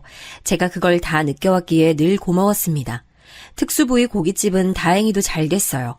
아예 생계를 그걸로 잡고 큰딸도 같이 뛰어들었고요. 그러다가 사돈댁이 어쩌다 보니 대구 옆 바로 경산이라는 동네로 내려가시게 됐고 자연스레 큰딸은 자기 시댁 식구들과 어우러져 살게 됐습니다. 괜히 저는 소외되는 기분을 느꼈지만 절대 티는 안 내고요. 공교롭게도 작은 딸은 결혼한 뒤 대구보다 더 먼 지역으로 갔어요. 바로 제주도였습니다. 작은 사위가 제주도 사람이에요. 시집간 그곳에서 작은 딸은 손재주가 좋아서 이것저것 만들어 파는 일을 했어요. 그런 걸 소품 가게라고 한다 하네요. 일주일에 한 번씩 작은 딸은 저에게 전화를 해왔는데요. 늘 저에게만 안부를 묻기에 제가 아버지 근황은 안 궁금하냐고 물으면 작은 딸은 한숨을 쉬었죠. 엄마, 난 아직도 모르겠어요. 이혼이 어려우면 별거라는 선택지도 있는데 그렇게 미련할 만큼 견디며 엄마가 살아오셨어야 했는지. 우리끼리 집에서 도란도란 잘 있다가도 아버지 귀가하시면 분위기가 차가워졌던 나네들이 아직도 나는 너무 선명한걸요? 그렇다 해도 곧 죽어도 너희들 아버지고 내 남편인걸 그걸 어찌하겠니? 바로 이런 점이 답답하다는 거예요. 아, 됐어요. 괜히 이런 얘기 시작하면 또 쓸모없는 감정 소모만 하게 될 거라는 거 나도 이제 아니까. 엄마나 아버지 실컷 잘 챙기면서 지내세요. 퉁명스럽게 말하는 작은 딸의 얘기에 저도 공감을 안 하는 건 결코 아니었어요. 자식들은 각자의 이유로 다 싫어했지만 저에겐 참아 버릴 수 없었던 대상, 바로 제 남편. 이런 저를 두고 바보 천치, 황혼이혼이라는 것도 모르는 천하의 답답한 사람이라고 욕하실 수도 있겠죠. 잘 배우고 세상 잘 보고 듣고 자란 사람들에게 저는 그저 무지렁이 같을 겁니다. 이젠 저도 그걸 알지만 전에는 아예 부부가 갈라선다는 생각조차 못했던 듯 싶어요. 그냥 결혼하고 애들 낳았으면 이대로 살다 죽어야 하는 게 운명이라고 생각했네요. 자식들 다 각자 인생을 살기 위해 나가버리고 이제 쓸쓸한 집에는 저와 남편 둘뿐인지 오래였습니다. 이번 생은 이렇게 저물어 가겠구나 싶었는데 놀라운 소식이 끼어들었습니다.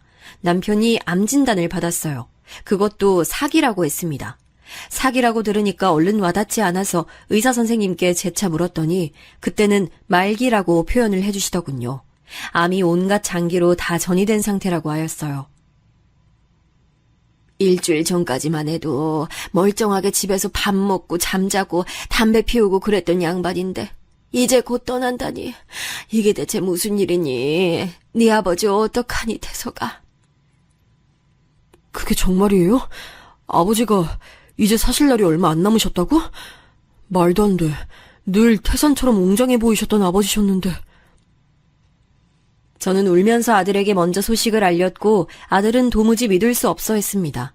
남편에게 남겨진 시간은 허무하다 못해 기가 막힐 만큼 짧았어요.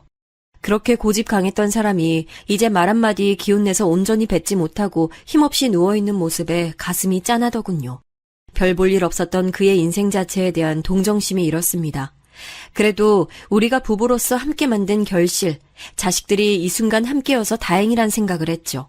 손주들도 간간히 얼굴을 비췄지만 남편 떠날 때는 자식들만 있었어요. 삼남매가 자기 아버지에게 마지막 인사를 건넸습니다. 잘 가세요. 평안히 가세요. 이승의 모든 것 다 내려놓고 가세요. 그런 얘기를 했던 딸들이 했던 것 같아요. 그런데 생각지도 못하게 아들이 펑펑 울었어요. 아버지, 제가 한때는 아버지를 죽도록 원망도 했었고 증오심을 키우며 제 자신을 갉아먹기도 했지만 이제는 그런 거 다 버렸습니다. 그리고 이제는 옛날의 아버지를 조금 이해할 수 있을 것 같아요. 사실 제 인생에서 아버지만큼 영향력을 끼친 존재는 없었어요. 아버지는 제 버팀목이셨던 것을요. 아들의 모습에 저도 눈물샘이 크게 터져서 한참 울어댔네요. 남편은 그날 조용히 눈을 감았어요. 떠나는 모습이 고통 없어 보였네요. 정신없이 남편을 떠나보낸 이후 저는 아들에게 의지하며 살기로 했습니다. 엄마, 아버지도 이제 안 계셔서 집에 혼자 계시기 너무 적적하실 텐데 저희 집 오셔서 지내시는 게 어때요? 여태까지는 아버지 눈치 보여서 이런 말씀 못 드렸는데 이제야 해보네요. 아이고, 우리 효자 아들. 말이나마 그렇게 해주니 고맙네. 너희 사는 집이 가깝기도 해서 나도 그러고 싶은 마음이야 굴뚝 같지만 어디 내 맘대로 한다고 해서 그게 되겠니? 엄마 마음대로 하시면 되지 뭐가 문제예요. 혹시 며느리 눈치 보이셔서 그러신 거면 걱정하실 거 없어요. 부부끼리 상의 다 끝내고 드리는 말씀이니까요. 그게 정말이야? 너희는 애들도 기숙사 딸린 학교 다니니까 평일엔 집도 헐렁할 것 같긴 한데 그간엔 통 왕래를 안 하고 지냈으니까 갑자기 가서 지내려 보니 어색하긴 하네. 에이, 어떻게 아들 사는 집에 오실 생각을 하면서 어색하다고 여기실 수가 있어요. 엄마, 나 슬슬 섭섭해지려고 해요. 장남이 엄마를 챙겨야지 누가 챙기겠어요. 안 그래요? 일단은 와서 지내보시고 계속 머무르실지 말지는 천천히 결정하세요. 그럼 되잖아요. 아들의 말 맞다나 며느리 눈치가 보이긴 했어요. 제 아들은 당연하게도 결혼을 해서 가정을 꾸린 상태였고요. 본래 저희 부부와 그렇게 멀리 살지 않았음에도 왕래가 현저히 적었던 것은 아들이 자기 아버지와 워낙 사이가 매끄럽지 못했기에 그랬어요. 또 하나 제 며느리가 살갑거나 가정적인 느낌의 인물이 아니었다는 이유도 한몫을 했습니다. 요컨대 아들에게 먼저 시댁 챙기고 싶다고 말을 할 사람은 결코 아니었다는 거죠. 하도 자기 아버지에게 눌려서 자라왔던 아들이었기에 똑부러지게 이빨린 말을 하는 여자보다는 이렇게 좀 자기 위신이나 세워주고 뜻이 잘 통하는 여자와 결혼하고 싶었을 거예요. 아들네로 가서 사는 게 마음이 편하지만은 않았으나 남편을 갑작스레 떠나보내고 기분이 울적했던 건 사실이었기에 저는 짐을 꾸렸습니다. 딸들은 각자 대구, 제주도라는 먼 지역에서 살고 있었으니 제가 왠지 갈 엄두가 안 닿는데 아들 집이라면 근거리였으니 여차하면 택시 타고 집으로 돌아와도 된다는 계산이 있었어요. 어머님, 짐을 달랑 손가방 하나만 싸두셔서 제가 좀 놀랐어요. 이왕이면 짐을 많이 싸셔서 오래오래 머무실 작정이시면 저는 더 반가웠을 것 같거든요. 애민이가 그렇게 생각을 해주다니 놀랍기도 하고 정말 고맙구나. 내가 있는 동안 너희가 나 신경 안 쓰게끔 조용히 잘 지내보마. 그러실 필요 없어요. 여기가 어머님 왕국이고 어머님이 여기 왕이다 이렇게 생각하고 지내셔도 되는걸요? 제가 좀 낯을 심하게 가리고 부칩성도 없어서 지난 세월 어머님께 며느리 도리 못하고 살아온 점 죄송하게 생각해요. 앞으로라도 만회하고 싶어요. 어머님, 제가 부족한 모습 보이더라도 저 너그러이 봐주실 거죠? 며느리가 수더분하게 저를 맞아준 것이 의외로 여겨졌던 저는 금세 기분이 고무됐던 것 같아요. 남편이 너무 한순간에 허망하게 떠나버렸으나 아들내외와 잘 지내게 됐으니 이건 또 이거대로 잘 흘러가게 된 인생의 흐름이라고 여겼네요. 새침하고 말수가 적다고 생각했던 며느리는 제 관념을 깨부수고 저에게 아주 잘해줬습니다. 식단을 아예 저에게 맞춰서 짜주었고요. 저와 함께 기꺼이 동네 산책을 같이 다녀주며 주변의 지리를 알려줬어요. 그것에 저는 감동을 했죠. 동네가 어떤지 알려준다는 것은 앞으로도 저에게 여기서 살라고 말하는 것과 같았으니 저는 그런 것에서 며느리의 갸륵한 진심을 보았던 거예요. 엄마, 지내시는데 불편한 점 없으시죠? 조금이라도 힘드신 일 있으면 바로 알려주세요. 아이고, 우리 효자들. 나는 불편한 점 조금도 없어. 애미가 얼마나 잘해주는지 몰라. 이제 보니 네가 장가 하나는 잘 들었네. 엄마가 잘 지내신다니 다행이네요. 그런데 엄마, 그러면 집은 서서히 정리를 하시는 게 어때요? 어차피 우리랑 같이 계속 사실 건데 그 집은 이참에 빠르게 정리를 하시는 게 낫죠. 아, 그렇다고 해서 팔기는 좀 아까운 위치에 있으니까 저한테 미리 주시는 것도 좋고요. 그 다음에 새를 놓으시면 되죠. 나야 뭐 그런 걸로 이득 볼 욕심은 전혀 없고 새를 받아먹을 계산은 전혀 못해서 그 돈들이 나한테 안 와도 상관은 없다면 그럼 네 동생들은? 아, 엄마, 앞으로 엄마 계속 모시고 살 자식은 누구죠? 바로 저예요. 그러니까 저 혼자 받아야 맞는 거죠. 엄마가 저희랑 사는 거에 불편함 없으시고 저희는 애들 대학 들어갈 때 대비해서 돈을 더 벌고 더 모아놔야 하는 입장이고 이런 상황이니까 당연히 저한테 그 집을 주시는 게 맞죠. 다른 건 굳이 생각도 마세요. 아들내외와 함께 살게 된 지 딱 한 달째였어요. 저와 남편이 살았던 그 집, 약간 오래되긴 했으나 위치가 정말 좋았어요. 인기가 많은 만큼 수요는 계속 늘고 있는데 공급은 안 되는 위치여서 누구라도 탐이 날 만한 곳이었습니다. 그걸 아들이 달라고 그랬어요. 굳이 제 명의에서 바꿔서 말이죠. 제가 사랑하는 아들이었으나 제 앞에서 열변을 토하는 그 모습을 보며 진작에 이런 꿍꿍이가 있었구나라는 직감이 들고 말았습니다. 하지만 인생 사는데 돈처럼 확실한 것은 없으니 너무 서운해하지 않으려고 했어요. 저는 이틀 고민을 하다가 아들 내외 앞에서 말했죠. 재산 주고 나서 내가 팽당하는 건 아니겠지? 토사구팽 꼬라지를 면하려면 나도 덜컥 너희에게 내 재산을 넘겨줄 수가 없구나. 엄마, 무슨 말씀을 그렇게 하세요? 재산도 얻고 엄마도 모시고 저희는 그냥 일석이조라고 생각해왔을 뿐이에요. 어떻게 엄마한테 불효를 저지르겠어요? 엄마 돌아가시는 날까지 저희가 무조건 모실 거예요. 그게 정말이니? 그렇다면 앞으로도 나에게 계속 효도를 하겠다고 각서까지 확실하게 써줄 수 있겠지? 제 말이 떨어지기가 무섭게 며느리가 벌떡 일어나더니 안방에 가서 뭔가를 가지고 왔어요. 종이와 볼펜 그리고 인주였습니다. 제가 죽는 날까지 모시고 살며 효도하겠다는 내용을 적은 뒤 서명을 하고 지장까지 빠르게 찍더군요. 옆에서 자기 차례를 기다린 아들 역시 며느리에 이어서 행동 개시를 했고요. 효도 계약서라고 적힌 맨 윗줄을 읽으며 저는 그 재산 아들에게 주기로 했습니다. 그리고 딸들에게 연락해서 대략적인 상황을 알려줬죠. 재산을 탐내지도 않을 딸들이었지만 어찌됐건 말을 해주는 게 맞다고 생각해서요. 그러자 딸들 짝이라도 한 것처럼 둘 다 코웃음을 쳤어요. 내가 그럴 줄 알았어요. 엄마가 거기 들어가셨을 때부터 이렇게 될 줄 짐작했죠. 엄마 알아서 하세요. 엄마, 언니랑 내가 왜 옛날부터 오빠를 안 좋아했는지 엄만 진짜 그 이유를 모르시는 것 같네. 아무튼 무슨 말씀이신지는 알았어요. 엄마가 원하시는 대로 하세요. 둘 다 진절머리를 치는 것 같아서 제가 좀 민망해졌습니다만 솔직히 그때 망설이거나 머뭇거리진 않았어요. 곧장 아들에게 그 재산 증여해줬습니다. 의심이 없었던 것 같아요. 아들내외 말 맞다나 아들내는 당장 돈이 있어야 할 상황이고 저는 그 돈 당장 쓸 생각이 없으니 서로에게 잘된 일이었다고 생각했죠. 재산을 물려받은 아들은 무척이나 기뻐하면서 며느리와 얼싸안았고요. 손주들까지 모두 함께 즐거운 저녁 외식 식사까지 하며 화목한 앞날을 약속했죠. 저는 그때까지만 해도 몰랐어요. 어떤 일을 겪게 될지 말이죠.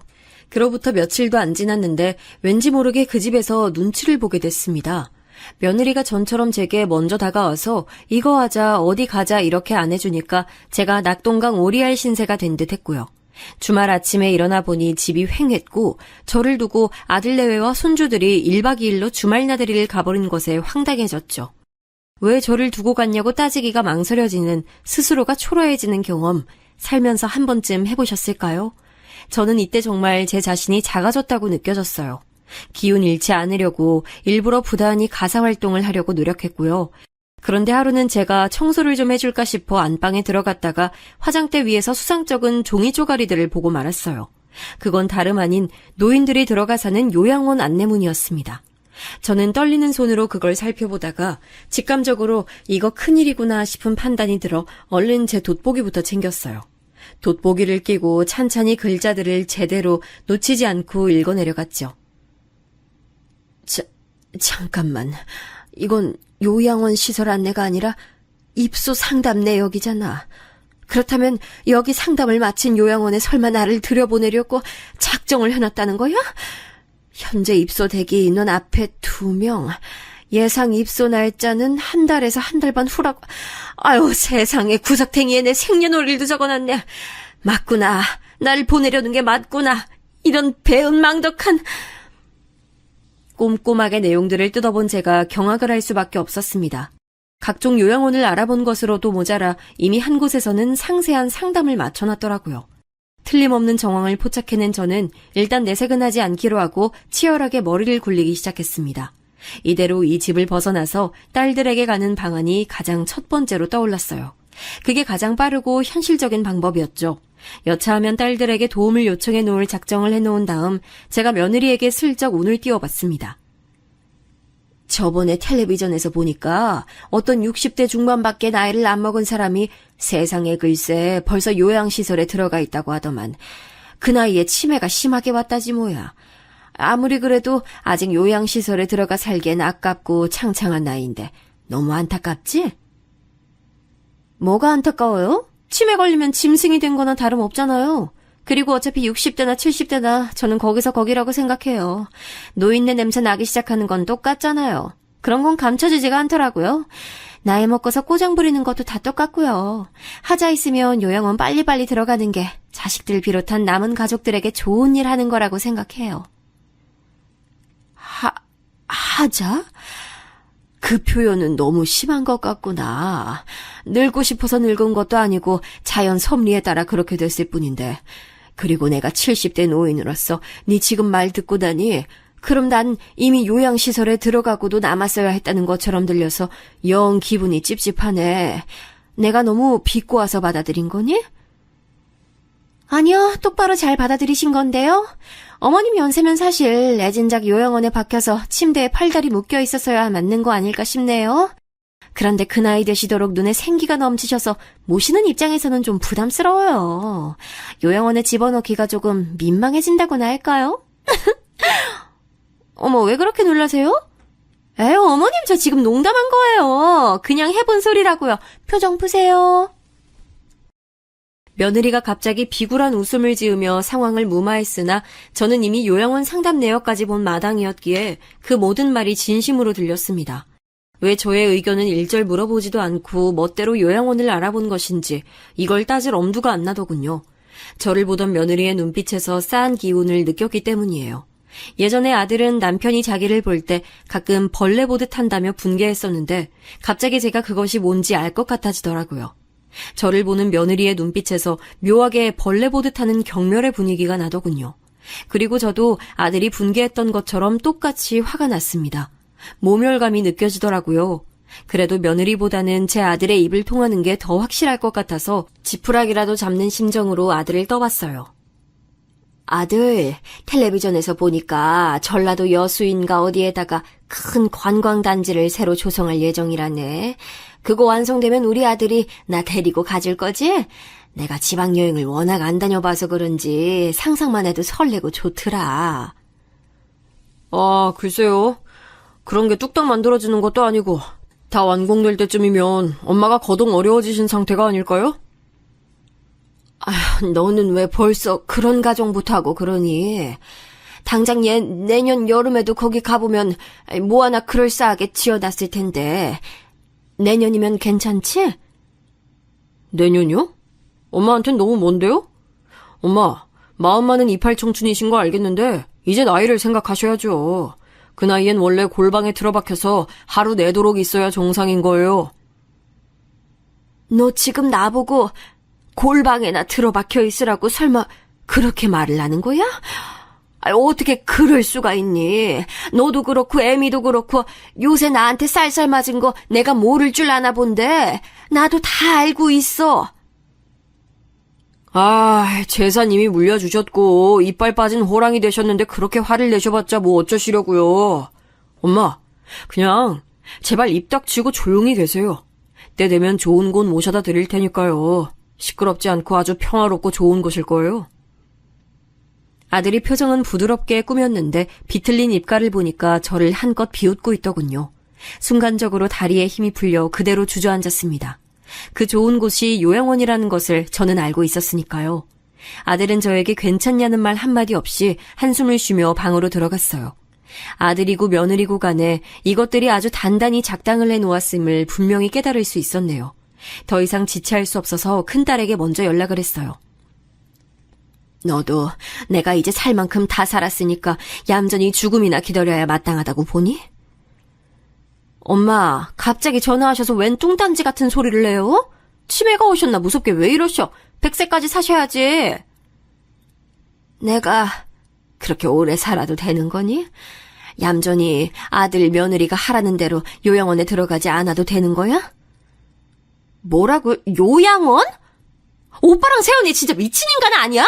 내가 그 두 사람 꼴 보기 싫어서 그 재산까지 욕심 안 부린 것도 있었는데 이런 식으로 뒤통수를 친다고? 이건 말도 안 되지. 큰딸은 당장에 이튿날 맞사위와 저를 데리러 왔고 그 이전에 작은딸이 화가 나서 아들에게 전화를 하고서는 따져 물었죠. 오빠, 우리한테는 엄마 돌아가실 때까지 책임지고 모실 테니까 그 집 포기하라고 그렇게 말을 하더니 어떻게 엄마를 당장에 요양원에 보낼 생각을 했어? 아, 엄마는 이상한 데서 눈치가 빠르시네. 대체 어떻게 알았지? 엄마를 요양원에 보내놓고 시간 좀 지나면 그 비용도 너희한테 청구할 작정이었는데 처음부터 일이 틀어졌네? 아니, 오히려 잘 됐나? 너희가 앞으로 돌아가면서 엄마 모시면 되겠다. 난 받을 거 받았으니까 이제 볼 일 없어. 제가 그 통화 내용을 문 뒤에서 가만히 듣고 있다가 억장이 무너져 내렸습니다. 저는 설마 아들이 이렇게까지 못난 놈일 줄 몰랐기에 처절한 배신감을 느꼈어요. 눈물을 흘리며 아들에게 말했죠. 나 아주 너미에게 그러고 싶든?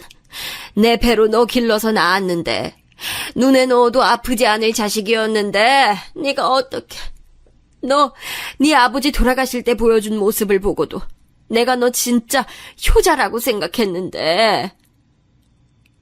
아버지 없으면 남은 엄마 살살 굴리는 거야 어렵지 않으니까 그런 계산도 살짝 넣어서 열심히 그때 울어봤죠. 엄마, 나한테 그 재산 넘겨주신 게 아까워서 이러시는 거면 너무 실망이에요. 이미 사실만큼 사셨으면서 너무 추하게 욕심 부리지 마세요.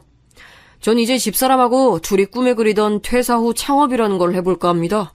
바빠질 거라서 엄마 돌봐드리기 힘들어서 요양원에 넣으려고 했던 것뿐이니까 너무 그렇게 화만 내지 마시고요. 태연자약한 아들의 모습에서 희한하게 남편이 겹쳐 보이더군요. 못났고 배려 없는 모습, 이기적인 구석이 정말 닮아 있었어요. 저를 데리러 온 큰딸을 볼 낯이 없었습니다. 맞사위에게도 너무 면목 없었고요. 아들과 며느리는 뻔뻔하게도 큰딸과 맞사위 앞에서 말 한마디 하지 않고 딴청을 피우더군요. 대구로 내려가는 길에 차 안에는 한숨소리만이 가득했죠. 큰딸은 머리가 아프다는 듯 내내 인상을 쓰고 있었는데 저는 되려 차차 정신을 다잡게 됐어요. 딸들을 위해서라도 배은망덕한 아들에게 응징을 해주겠노라 결심이 들었거든요. 아들은 제 아픈 손가락이었으나 이제 건들 마음이 생기더라고요. 손가락이 아프면 치료를 하든지 해야지 그걸 그대로 안고 사는 게 바보 같았습니다. 큰딸 내로 작은딸이 황급히 찾아왔고 저는 딸들 앞에서 허심탄회하게 말했어요. 내가 제멋대로인 남편을 참아주고 살기 이전에 책임감 없는 형제들 사이에서 친정 부모님을 홀로 감당하며 살았던 전적이 있지. 그렇기에 친정 부모님은 나에게 얼마 되지도 않는 그 재산이나마 몰아주셨어. 그 당시엔 아무짝에도 쓸모없었던 자그마한 땅 그것뿐이었지만 내가 이번에 알아보니 값이 천정부지로 치솟았더구나. 또 가계부는 아예 쓸 줄 몰랐던 남편 대신 돈 관리를 평생 해온 나는 다른 재산도 만들어놨었지. 지금 보니 그것들이 모두 이 순간을 위해서였던 것 같네. 그 재산들은 모두 너희에게 나눠주마. 그리고 못난 아들 녀석에게는 정신교육이 필요한 것 같네. 제가 꽁꽁 숨겨왔던 재산 이야기를 꺼내자 딸들이 난리가 났지요. 아들에게도 끝내 밝히지 않고 살아왔던 것이니 당연히 딸들도 몰랐습니다. 저는 제가 다 죽을 때가 되면 자연스레 자식들에게 나눠줄 생각이었으나 이제는 상황이 바뀌어 있었어요. 자식만 뒤통수 칠 줄 아는 게 아니라 부모도 뒤통수 칠 줄 안다는 것을 보여줄 때였습니다. 아들은 과감하게 퇴사를 했고 며느리도 오래 이어왔던 아르바이트를 그만둔 뒤 요즘 젊은이들이 찾는다는 분위기의 작은 식당을 차렸습니다. 그리고 그때부터 악몽의 시작이었어요. 잘 되는 식당을 꾸려온 큰딸 내외는 이런저런 것들에 도 같은 상태였는데요. 그 식당 위치 특성상 소문에 휩쓸리기 적절하다고 하더군요. 그래서 제 부탁을 받은 큰딸 내외가 인터넷에다가 글을 열심히 올렸습니다. 현대판 고려장을 행하려던 페루나가 차린 가게가 있다는 식으로 말이죠. 맞사위는 우리나라 자영업자들이 모두 다 모여서 의견을 주고받는다는 곳에 글을 올려서 엄청난 파급력을 이끌어냈습니다. 그 식당이 어디인지 모두가 유추해낼 수 있지만 글에는 정확히 기재가 안 되어 있도록 교묘하게 적었다고 하더라고요. 식당을 운영해오며 다사다난한 사건들을 겪은 큰딸 내외의 묘안이었죠. 아들 내외가 꿈에 그리던 창업이 악몽으로 물들어가는 경험을 하고 있는 와중에 저는 세입자가 살고 있는 집에 찾아갔습니다. 아들에게 재산으로 넘겨주고만 그 집에는 월세로 들어온 세입자가 살고 있었어요. 제 사정을 들은 세입자 가족이 놀라며 분개했고 제 부탁을 흔쾌히 들어주기로 했습니다. 협조해 주셔서 정말 감사합니다. 여러분께도 득이 될 일이니까 이건 걱정 마시고요. 아무쪼록 부탁드릴게요. 예, 당연하지요. 이야기를 듣는 동안 이건 진짜 아니다 싶어서 무조건 도와드리고 싶어졌어요. 꼭 잘해드리겠습니다. 분개해 주신 세입자 가족이 나선 건 집 수리에 관한 문제들이었어요. 월세로 들어왔으니 집주인에게 짜잘한 수리 요청을 다 할 수 있었으니까요. 그리고 저는 그 집에 직접 살아왔던 사람이었기에 어느 곳들이 약한지 오래됐는지 조금만 건드려놔도 어디가 고장이 나는지 이런 것들을 꿰고 있었습니다. 세입자 가족을 아들내외로 들들 볶으며 이것저것 수리를 요청했는데 배수관부터 창고 문짝까지 요청 안 온 것이 없었고 놀라운 것은 정말로 망가져서 꼭 수리를 할 수밖에 없던 상황들이었다는 것이죠. 이럴 리가 없는데 이게 왜 다 고장이 나 있지?